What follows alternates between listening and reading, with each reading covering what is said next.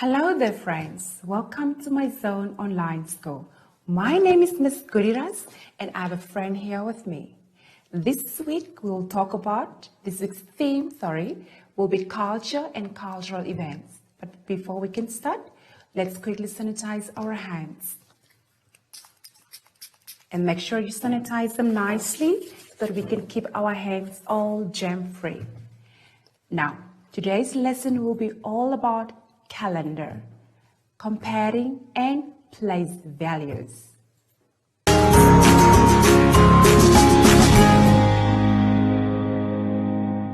Okay, so we are going to learn about calendar in more detail. Let's quickly turn to page 3 and we will first start with the grade 2 level.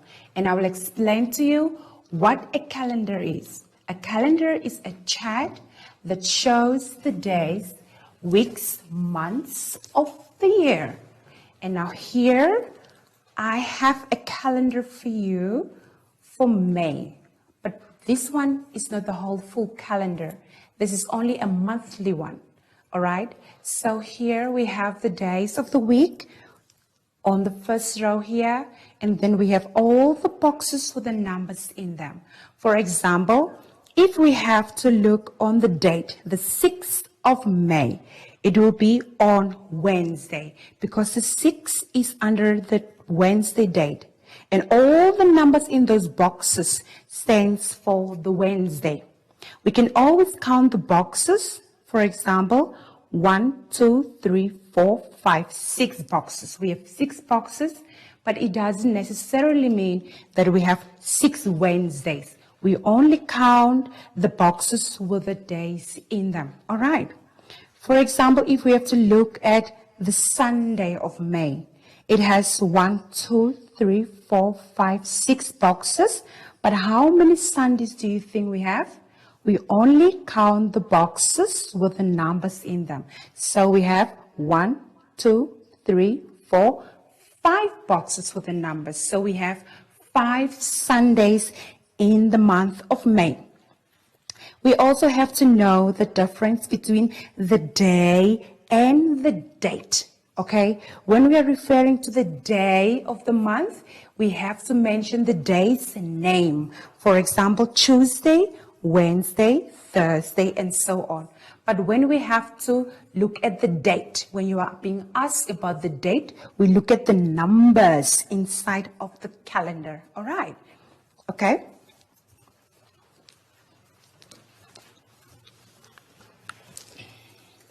So can we quickly look on our page? I have an activity there for you.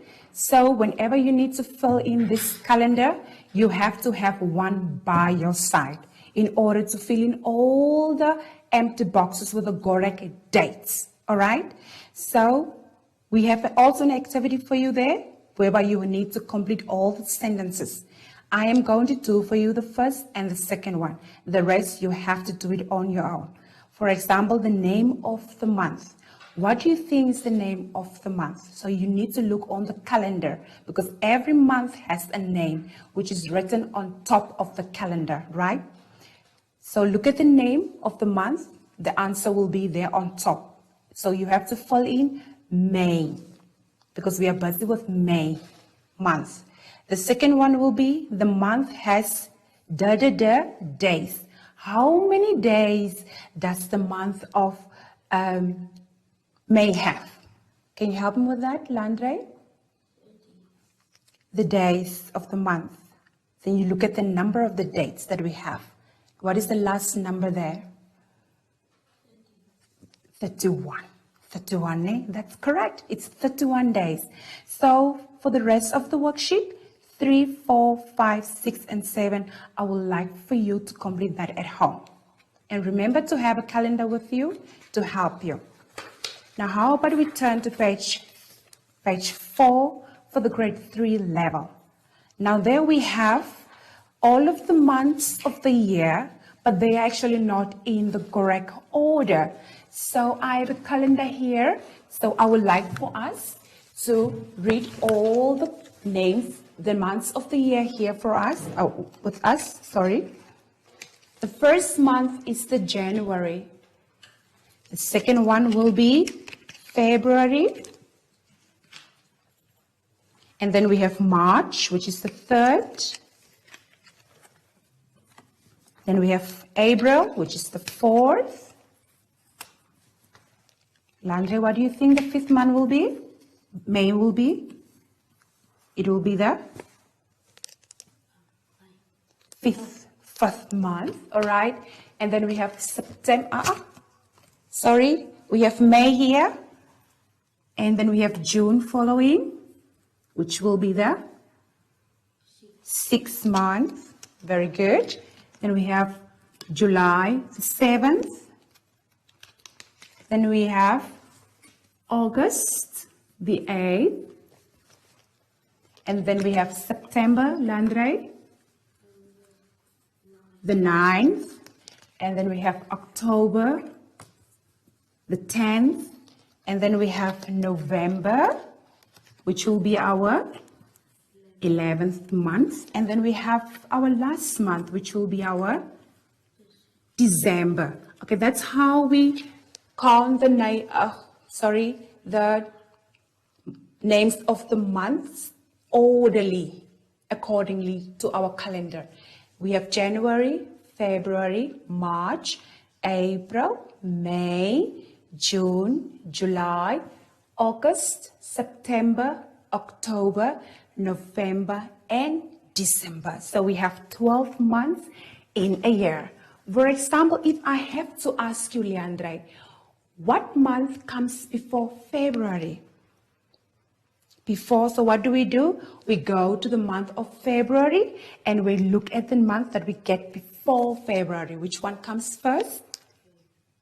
First February comes. Before we reach February comes January. Before we can say February, January comes first. All right. What month, can we tell me the sixth month of the year? What do? We count the months until we reach number 6. For example, 1, 2, 3, 4, 5, 6. So the sixth month of the year will be a June. Very good. So that is how you play around with your calendar. All right. So now I have a worksheet there for you, whereby the months of the year are not in order, but as you are going to answer the questions, you have to arrange the months accordingly. I will do the first until the third activity with you, and the rest you can do it on your own. For example, the first month of the year. If you are getting confused, you can always have a calendar by you so that it will make it easier for you to answer the questions. So what do you think is the first month of the year? It's January, so you have to write January. And remember, the months of the year always starts also with a capital letter. Don't forget that. And then we have number 2, the last month of the year. Which one do you think is the last month? December. Awesome. It's December. So you complete also December. So the rest of the activity, I would like for you to complete it at home.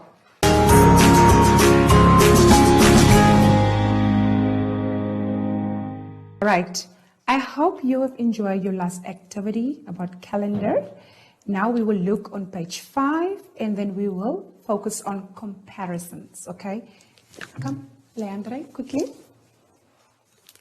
Now, if we are standing here, me and Leandre, who is taller? Obviously, I am taller. So that's how we also do the comparing. We are comparing our heights. Same also applies, you can see Leandre.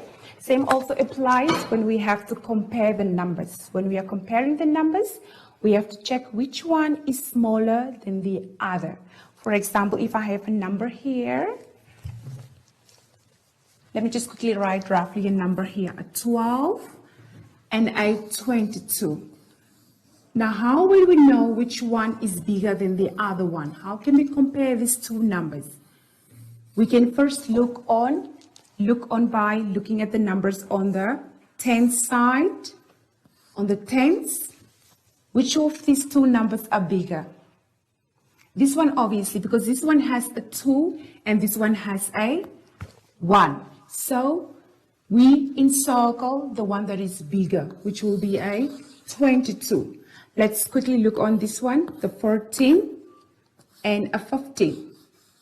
When we look on the first numbers here, both of them are equal. They are the same. What do? We move on to the next number, which is on the unit side. And then we compare these two. Now, between 4 and a 5, which one do you think is bigger? The one with the 5. So, which means between 14 and a 15, the number 15 is bigger than 14. That is how we also compare the numbers. Now, let's quickly look on our worksheet. The first one has been done for you. The 13, 9, and the 10. The 13 is the biggest number between the other two. Now, let's quickly look on the next box. Next to the 10, we have a 21, we have a 12, and we have a 14. Now, between those three numbers, which one do you think is the biggest one? Then we first of all look on the first numbers of each one. We have a 2 in the first box. We have a 1 in the next one, and then we have another one there. Which one do you think is the first one? We have a 2. So the one with the 2 is the biggest one. So you encircle the one that says 21. Let's quickly look on the other one. 17, 15, 1. We can see all the digits standing in the first places are all ones. Then we'll move on to the next digits, which represents the units. Then we have in the first box the 7, the second box has the 5, and the third box has the 3. So the one with the 7 is the biggest one. All right, let's quickly look also on the next one. We have a 10, we have an 11, and we have a 12. We can notice by looking on the first numbers that all the first numbers have ones. So which means they are all equal. But then we look on the numbers on the unit side. The first box has a 0, the second box has a 1, and the other one has a 2. So we encircle the one with a 2 because that one is the biggest of them all. All right? So the rest of the boxes I would like for you to complete by encircling all the bigger number that you see in the box. All right? Let us quickly turn to page 6. Now it's the grade 3 level, whereby we are no longer going to encircle the bigger number, but rather put in the greater than sign or the less than sign. The greater than sign simply means whenever we have to put it in, the open of the mouth of the sign should be eating the bigger number, saving the smaller one. All right. For example, we can see the examples given there. We have 6 apples on the left side and the 4 apples on the other side. Which one is greater? Yes, of course. The 6 is greater than the 4, so the mouth should be opening towards the bigger number. Let's quickly look on the next example. We have 3 grapes on the left side and 5 grapes on the right side. Which one do you think is greater? Yes, of course, 5 is greater than the 3. So which means 5 grapes are less than 3 grapes are less than the 5 grapes. All right. Also, the same rule applies whenever we have to look on the numbers here as well. Let's quickly do the first activity. 16 and 31. Look at the numbers standing in front at the place for the tens. We can see we have a 1 and we have a 3 on the other hand. Which number do you think is bigger? Yes, 31 is greater than 16. So the mouth of the sign should be opening towards the 31, which means we are eating the bigger number. Let's look at the next one. Between 70 and a 40. First of all, if you get confused, you look at the places of the numbers, at the tens places, all right? We have a 7 and we have a 4. Between 7 and 4, which one do you think is bigger? Landre? A 70. Very good. A 70. So the mouth of the sign should be opening towards 70. Let's quickly look at the next one, next to 70 and a 40. 27 and 28. We look at the first numbers. They are both the same. They are equal. What do? We move on to the next one, which is at the place of the units. We have a 7 and we have an 8. So between 7 and an 8, which one is greater? 28. That is perfect. So the mouth of the sign should be opening towards 28. So we put in the less than sign in there. So I have an activity for you there so that you can complete it at home. Play around with the numbers, put in the less than or the greater than sign, and compare the numbers with each other. All right.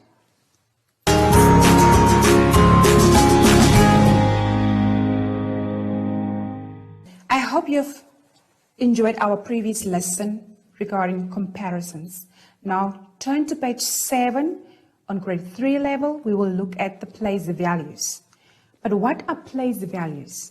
Place values is a position of a digit in a number. Each position tells us its values. So in a number, we have the hundreds, the tens, and the units. For example, you have been given an example there. Look at the number which is, look at the digit that has been underlined. Is it at the place for the hundreds, or is it at the place for the tens, or is it at the place for the units? We can see the middle one stands for the tens. So the tens is the one that has been underlined. So it asks us about the value of the number. The value, it means if we have to add 3 tens together, we will have 30. But the place is at the tens place. Can you see how it's been decomposed? Then we look at the next one, 572. We have the 500s, you have 7 tens, and we have 2 units.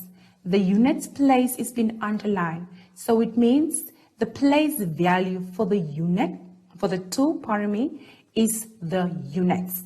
Let's look at the next one, 728.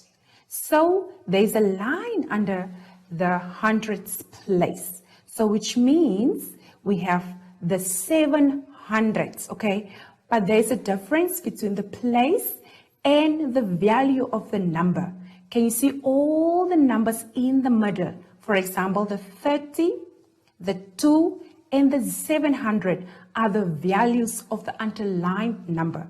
But the last ones, okay, the ones that are underlined, if you are being asked about the places, you have to mention whether it's at the tens place, or whether it's at the units place, or whether it's at the hundreds place. All right. So, okay, let's quickly look at the activity that I have for you there. What is the place value? Remember, place. We want to know the place of the number that has been underlined. Let's look at the first one. 24. The number 4 is the one that is underlined. So we want to know the place. With other words, we want to know the word, the name of that place. Is it hundreds, tens, or the units? You can only see there are only 2 numbers there. It's only tens and the units. So the place for the 4th is the units. So you write the word units there. Let's quickly look on the one next to it, 98. Again here, we only have 2 digits, 9 and an 8. 9 is the one that is underlined, so it wants to know the place. At what place is that 9? It's at the 10th place, so we write the 10th. All right, let's go down to 67. 67, the 7 is the one that is underlined, but what place value is that? It's at the units, so you write the units there. All right, and I would like for you to complete rest of the activities by writing the correct place values next to each number. Down there below, we have to build the numbers. Remember, in our previous lessons, we have learned how to break up the numbers. But this time, we have to build the numbers. All right, what do we do when we are building up the numbers? 20 plus a 3, if it has to become a one single number, what can we do? In short way, we just simply kill the zeros and write the leftover numbers together. Okay, can we practice that? For example, 10 plus a 6. You kill the 0 and then you write the 1 and the 6 next to each other to make out a 16. Now that is a very nice and simple activity for you. I hope you will enjoy by doing that. And now we have come to the end of today's lesson. I hope you have enjoyed the lesson about the calendars and the comparisons and the place values. Remember to always do your homework and please do sanitize your hands. It's very healthy, thoroughly and thoroughly to keep all the germs away.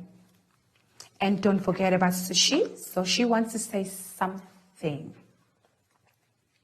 Sushi, say bye to your friends.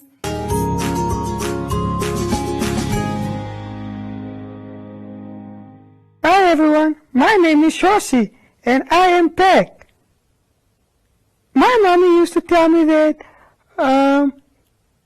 I need to wash my hands and sanitize it to keep the germs away. Also, one thing you can remember is to sing the alphabet song while you wash your hands. After that, it will be super clean. I usually do it. And until next time, bye!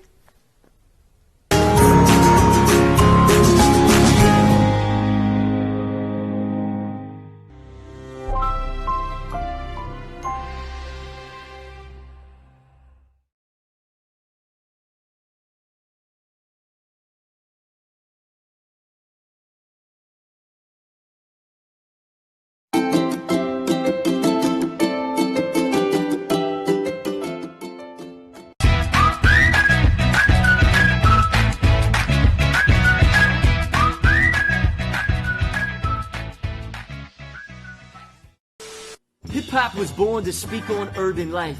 What started in the Bronx eventually blew up, became global, went on to define pop culture. Its roots of empowerment, consciousness, and raw talent soon got crowded out by its commercial success. But there's been a movement of change bubbling in the underground. The past few years, inspirational hip-hop, aka Christian hip-hop, has broken into the mainstream. We've been covering it for over a decade. We're Soul Mag TV, speaking on urban life, keeping faith in the conversation. Christian hip-hop artists are regularly charting on Billboard and iTunes charts. They're sold out tours, mainstream media appearances, and even Grammy Awards. Soul Mag TV has exclusive interviews with top artists in the genre and features the latest music videos and visuals.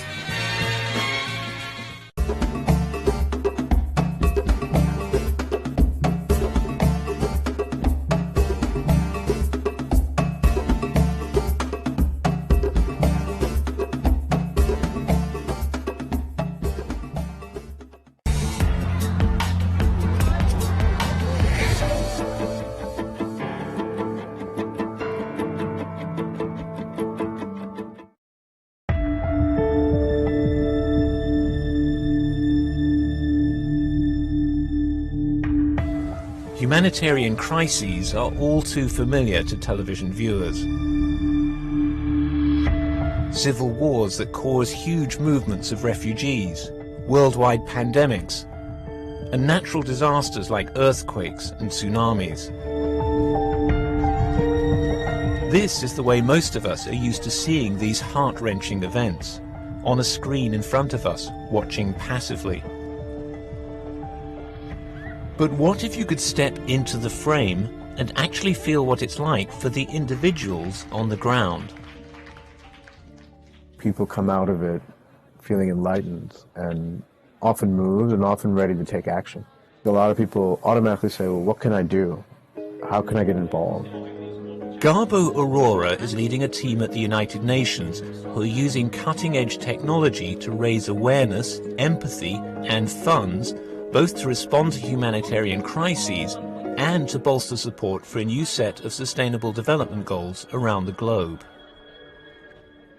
Virtual reality is the ability to really take part in a story that usually you're only a passive spectator on. And you actually get the sensation of feeling like you're being there. By using multiple cameras that can record in all directions and software that can stitch the images together, virtual reality creates an experience that enables the viewer to see a movie from every angle, above, below, and behind.